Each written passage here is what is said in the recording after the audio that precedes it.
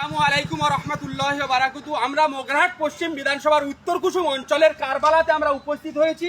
আমরা উপস্থিত হওয়ার কারণ একটাই, যে ওয়াকফ আইন যে কেন্দ্র সরকার নিয়ে এসেছে সংবিধান বিরোধী আইন, তারই জন্য আমাদের পুরো ডোর টু ডোর ক্যাম্পিং চলছে 6 মাস ধরে। এইখানে আমরা 6 মাস আগে এই রোডেতে ওয়াকফের জন্য আমরা আন্দোলন করে দিয়েছি। মনে হয় কি কারবালা আমরা ওয়াকফের জন্য 6 মাস আগে আন্দোলন করে দিয়েছি নীল পার্টির তরফ থেকে। আসাউদ্দিন ওয়াইসির নেতৃত্বে 6 মাস আগে এই রোডে আমরা প্রতিবাদ সভা, প্রকাশ্য জনসভাও করে গিয়ে ওয়াকফের বিরুদ্ধে।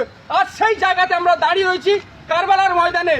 আর ওইসি সাহেব যে নাম্বার দিয়েছে, ওয়াকফ বিলের বিরোধিতা তিনি করছেন, পার্লামেন্টে এই বিলকে তিনি ছিঁড়ে ফেলেছেন, সুপ্রিম কোর্টে ভারতবর্ষের জমিনে সর্বপ্রথম তিনি কেস করেছেন। তাই তার হাতকে মজবুত করে হওয়ার জন্য এবং সদস্য হওয়ার জন্য তিনি একটা নাম্বার দিয়েছেন 07941055774। সেই নাম্বারে আমরা মিস কল দিয়ে সকলে সদস্য হবো তো ইনশাল্লাহ? সকলে তৈরি আছেন তো?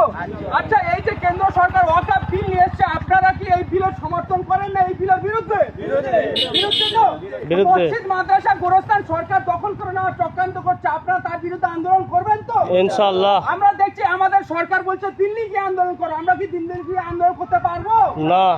আমরা বাংলায় বসবাস করি, বাংলায় আন্দোলন করবো কিনা? অবশ্যই। সাথে সাথে আমাদের সরকার এমএলএ মন্ত্রীরা তারাও বলছে দিল্লি গিয়ে আন্দোলন করো, আমরা এখানে আন্দোলন করবো। তৈরি আছেন তো?